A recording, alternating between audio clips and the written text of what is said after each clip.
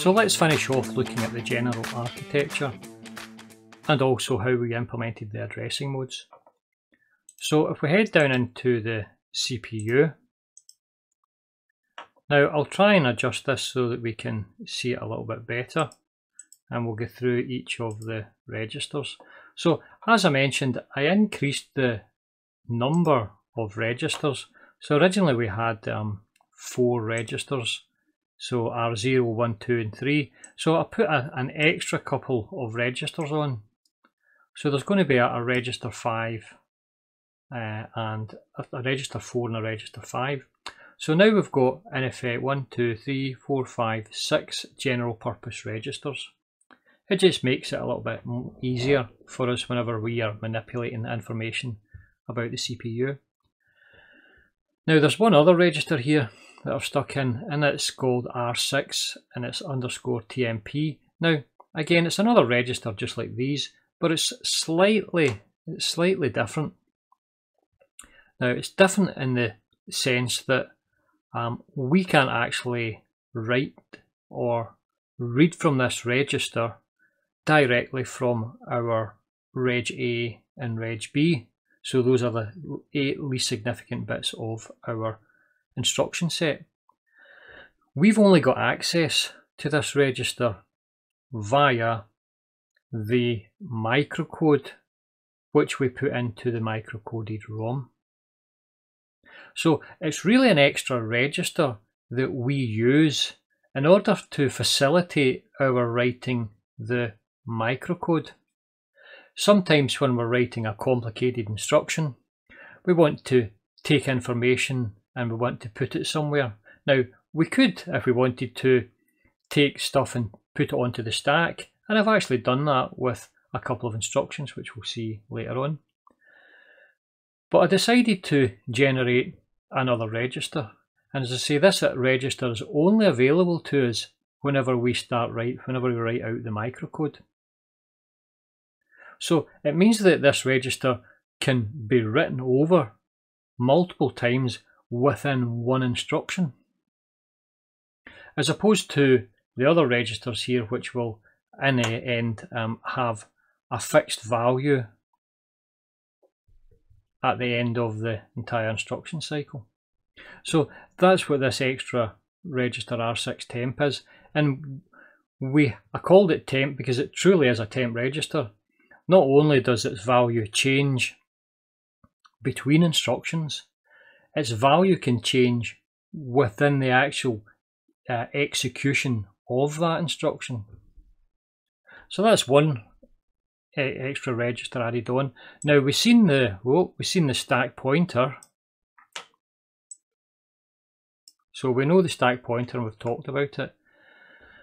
The other register is the index register, and we're going to use this for our addressing mode, and it's really a kind of counting register. We can set this value up and then we can count this value in the register down, and we can use it for generating offsets in our addressing modes, which we'll see again over the next couple of videos. We've also got a floating point unit. Now I have actually designed an entire 32-bit floating point unit, and I've cut it down into a 16-bit floating point unit, but we won't be integrating the floating point unit and the Mathco processor until the next course. But it will be there and we will be implementing that. So that gives us all of the extra registers that we have.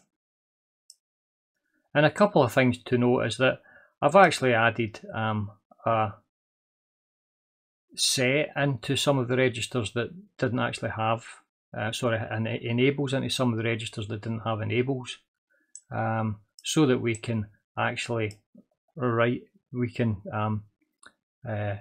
connect to them, or connect one register set completely with the other register. So Reg A and Reg B can set and enable, and they can talk to all of the other registers.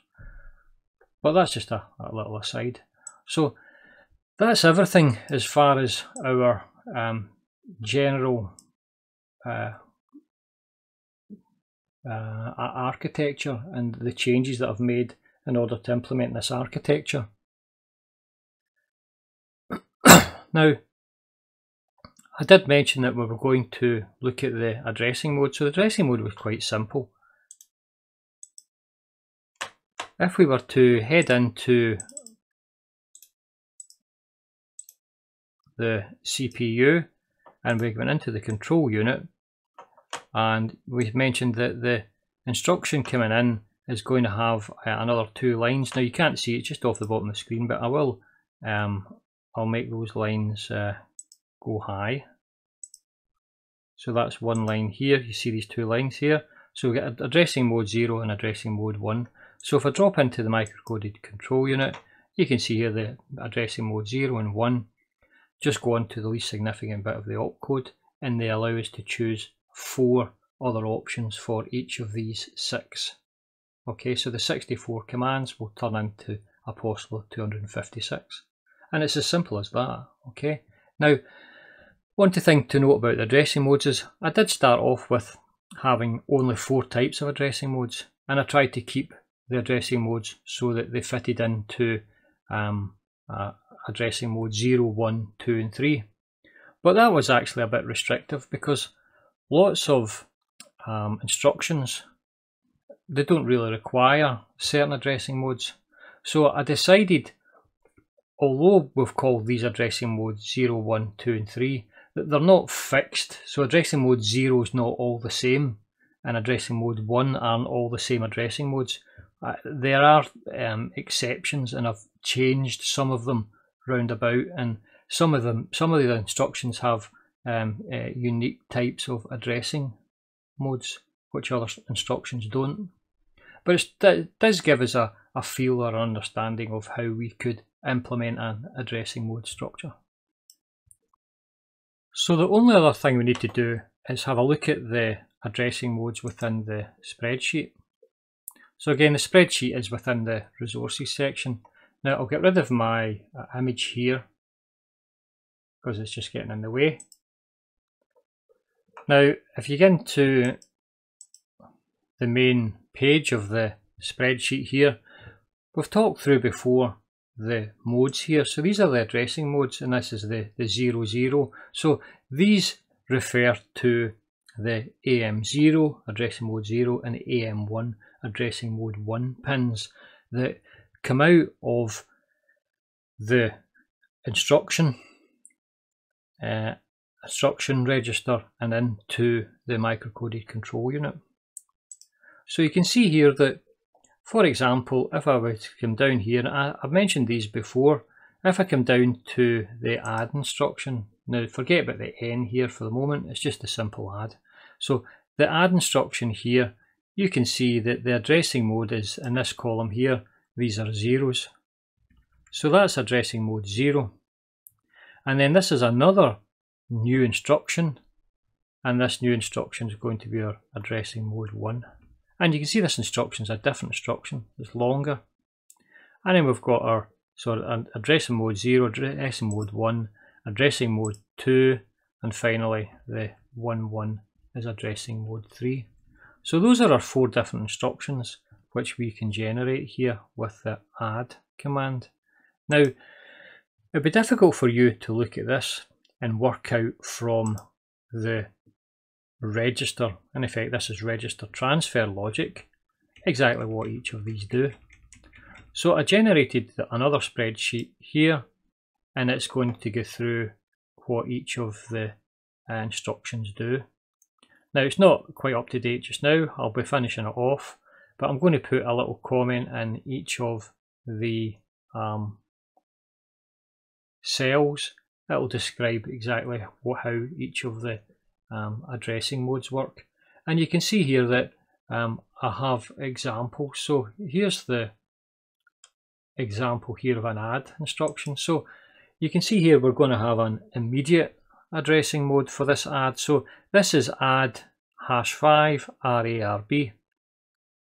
So what it does is it adds the literal value 5 to the contents of register RA.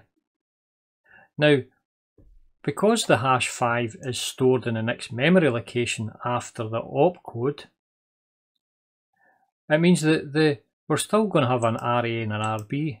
So it means we can add the value 5 on the contents of register RA and we can store it in register RB. So for example, I could add 5 to the program counter because it's a register, and I could take that value and I could store it in the accumulator. I could take the number 5 and add it onto the contents of register R0 and put it into the index register.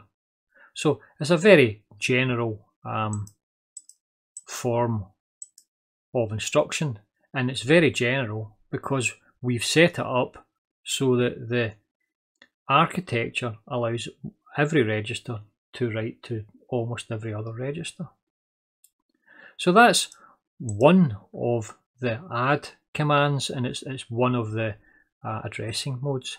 Now here's the other addressing mode, and it's a simple register addressing. So we can add RA, RB. So we add the contents of register RA to the contents of register RB. Okay, so there's no immediate value here. The values are just held within the registers. And now another one I've set up here is to add 200 RA/RB. Now in this case we know that whenever it's not got a hash, it's got the value must be held within the memory. So what this does is it goes to memory location 200, it pulls out the value of that memory location and it adds it to the contents of register RA. It then takes that value and saves it in register RB. Now finally, if we were to look at the last one here, you can see I've got add RA and it's within these square brackets and there's a positive sign and it's RB. So this is an indirect addressing mode with a post increment. So what we do is we go to register RA. Register RA contains a number, so it's actually a memory location.